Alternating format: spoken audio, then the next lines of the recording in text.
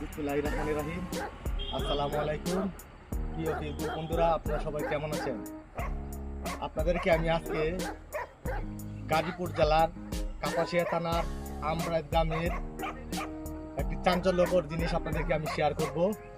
একই মায়ের গর্ভে 11 জন শিশুর জন্ম, তাও আবার সিজার ছাড়া। সকল সন্তানাদি 11 জনেই মোটামুটি অনেক সুস্থ এবং স্বাস্থ্যবানের অধিকারী, যা আপনাদের কাছে আমি শেয়ার করব। আপনাদেরকে আমি এখন দেখাবো। এই যে চলে এলাম আমরা সেই 11 জন নবজাতকের বাড়িতে।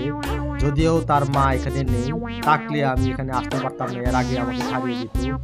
এক একজন নবজাতক শিশু আমাকে দেখে আমার কুলে ওঠার জন্য চেষ্টা করছে, কিন্তু আমি তাদেরকে কুলে নিতে ইচ্ছুক না। তাদেরকে দেখে আমি ভয়ে কাঁপন্ন।